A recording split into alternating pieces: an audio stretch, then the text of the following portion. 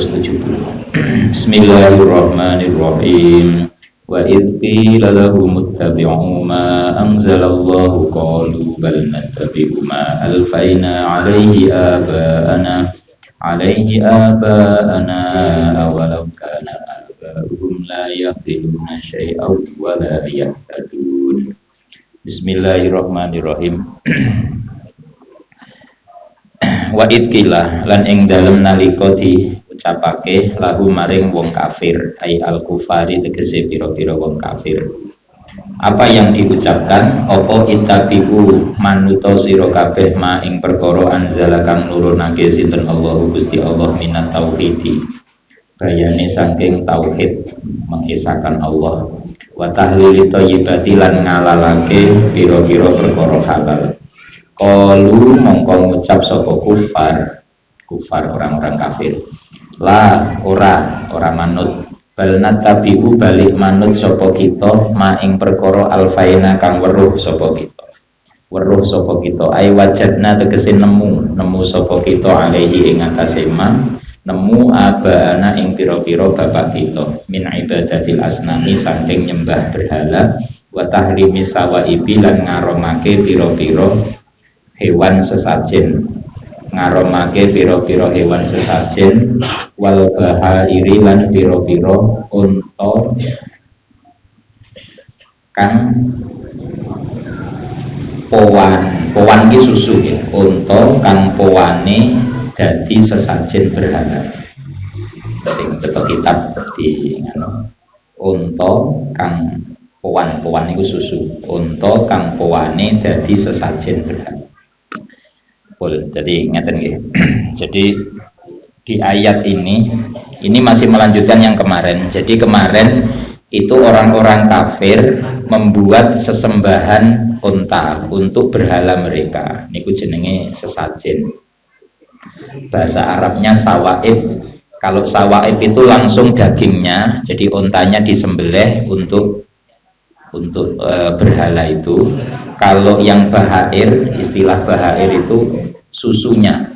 Jadi kalau hewan perempuan, sapi perempuan itu susunya diperah, nanti susunya dipersembahkan untuk berhala. Nah itu namanya bahair.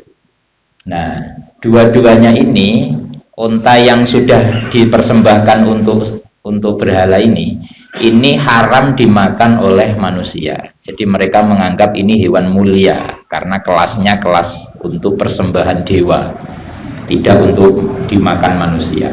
Akhirnya mereka mendapat teguran dari ayat ini. Jadi mengapa kalian mengikuti hal-hal semacam itu? Ikutlah ittabi'u ma anzalallah, ikutlah apa yang diturunkan Allah. Artinya kalau seperti itu jangan sampai diharamkan. Jadi tetap meskipun artinya dagingnya jangan diharamkan, justru yang haram malah sesajennya. Jadi sesajennya malah haram. Nah itu terus jawab mereka, qalu bal nattabi'u ma alfaina alaihi abaana. Kami hanya ikut-ikutan bapak. Jadi dulu nenek moyang kami begitu, jadi ikut-ikutan. Makanya ini kita orang Islam juga begitu. Kalau bisa kita Islam itu jangan karena Islam ikut-ikutan nenek moyang. Temukan sendiri. Kalau kita pernah dengar Allah itu satu, kita sekarang pakai logika. Jadi imannya jangan ikut-ikutan. Kata siapa Allah satu? Dulu kata guru ngajinya satu. Jangan begitu. Jadi kalau bisa sekarang mengapa Allah satu? Jawabnya ya langsung pakai kita. Presiden saja satu kok. Gimana kalau presiden dua? Bupati saja satu. Gimana kalau bupati dua? Nah, itu. Jadi kita pakai logika seperti itu. Laukana fihi ma'alihatun illallah lafasadata. Itu logika Quran. Andaikan di langit dan bumi ini ada Tuhan selain Allah, lafasadata, pasti akan rusak. Karena nanti kebijakannya beda. Terus kalau Tuhan dua itu kan, kalau Tuhan dua kan umpama kebijakannya beda, yang satu pasti ngalah. Nah ada Tuhan ngalah? Masa ada Tuhan kekuasaannya terbatas? Jadi kalau Tuhannya dua itu pasti kekuasaannya terbatas, nggak mutlak, nggak penuh. Jadi kita itu yang nggak keren kalau punya Tuhan kekuasaannya nggak mutlak, kekuasaannya nggak penuh, masih terbatas dengan Tuhan yang lain. Nah itu nggak keren.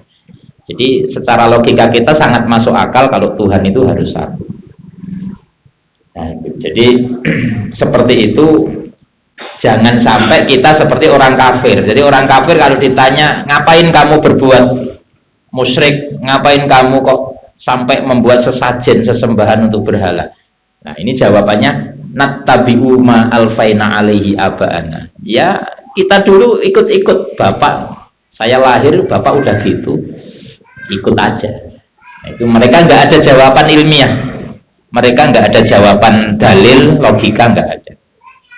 Ya itu pun terus qala dawuh sinten Allah taala ayat tabiuna apa to manut sapa kufar orang-orang kafir manut hum ing abaana walau kana lamun ana sapa abauhum pira-pira bapake kufar iku layak kiluna orang ngangen-ngangen tidak memikir dulu sapa abauhum syai'an ing sesuatu min amri dini saking urusan agama walayah taduna lan ora tampa hidayah tidak menerima hidayah sapa abauhum ila hakin maring hak.